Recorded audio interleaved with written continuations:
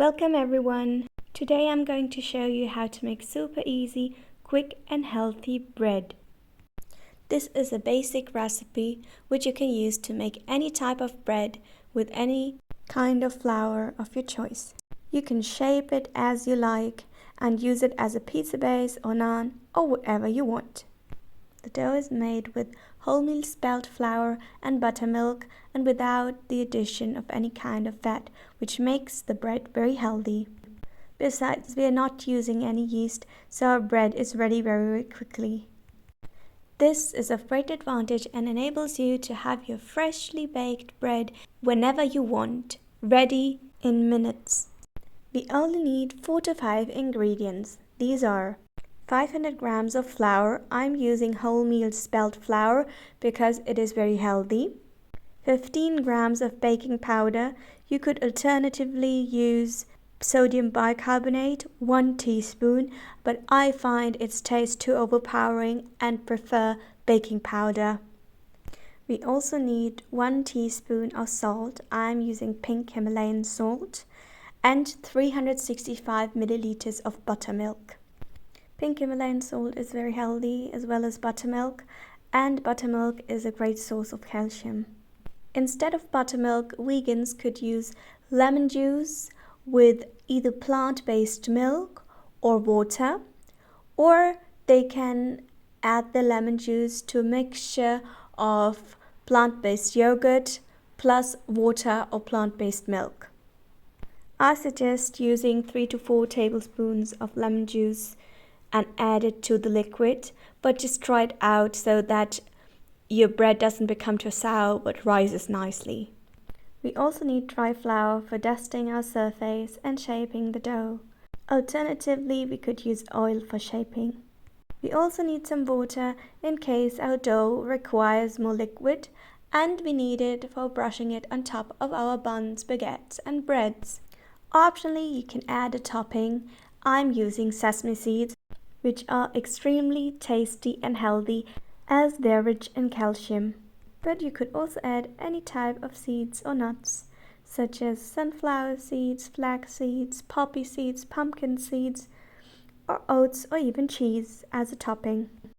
Moreover, you could add ingredients of your choice right into the dough while kneading. For example, nuts and seeds of your choice or spices, fresh or dried herbs, olives, sun-dried tomatoes, fresh chopped bell peppers, or cheese of your choice, feta cheese or yellow cheese, whatever you like. Just keep in mind that your cheese has to be suitable for vegetarians, which will be written on the packaging, or the ingredients will say made with microbial rennet. You have to pay attention to this with any type of cheese, even cream cheese. But all of the additional ingredients are simply optional, and I made a basic, simple version of this bread, which was extremely tasty just as it is.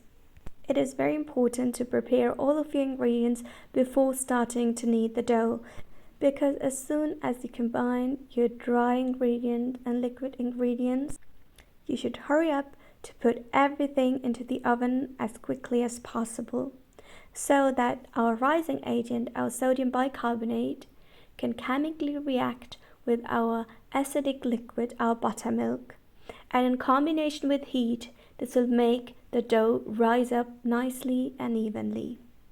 Therefore, you should preheat the oven right in the beginning. Preheat the oven to 200 degrees Celsius hot air. Let's start. First, we're combining all of the dry ingredients. I'm adding the salt and baking powder to the flour and mixing everything thoroughly. It is important to mix everything very well so that the baking powder is spread all over the flour evenly. Only this will ensure nicely risen bread. For this, you can take your time, but as soon as the liquids are added, you have to hurry up. As soon as the dry ingredients are mixed nicely, I'll add the buttermilk bit by bit and mix everything very well.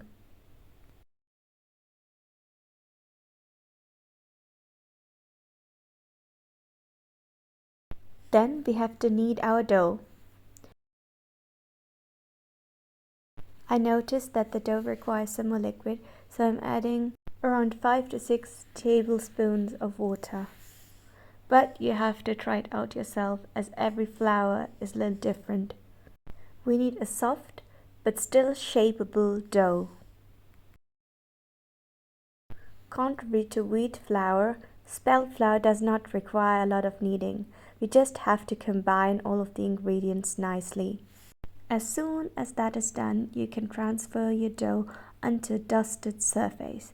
I'm using a silicone mat, which comes in very handy. I'm dividing the dough into quarters with a dough scraper. If you don't have a dough scraper, you can use the backside of a knife. Out of 2 of the quarters, I'm shaping baguette. For baguette, we have to shape a long roll.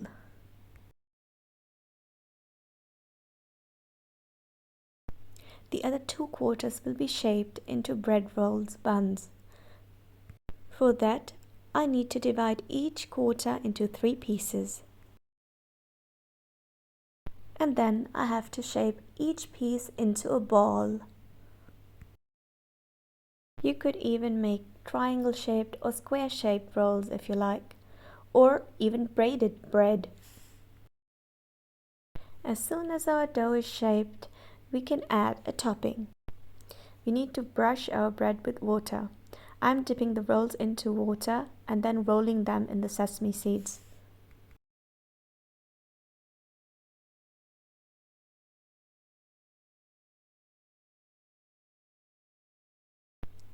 Finally, we have to make cuts into our bread.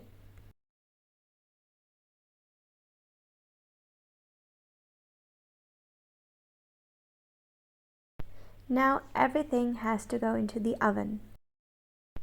In order to create steam, we have to put an oven-safe bowl or baking dish filled with water into the oven. I baked the bread at 200 degrees Celsius hot air for 15 minutes with the water bowl so that it created steam, and 10 more minutes without the water bowl so that our bread, baguettes and buns come out really crispy. As every oven is different, you should check your bread after 15 minutes of baking every 5 minutes.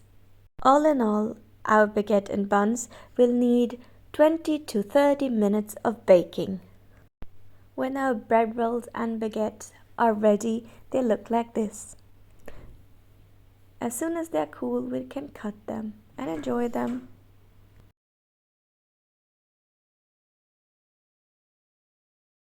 Just see how nice the texture is. The bread came out so fluffy.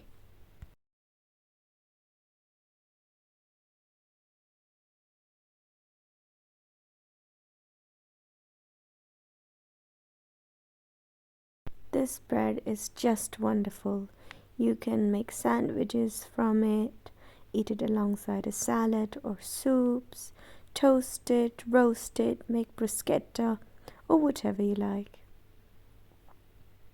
Try out our recipe and let us know how you liked it. Like, share, subscribe, and comment.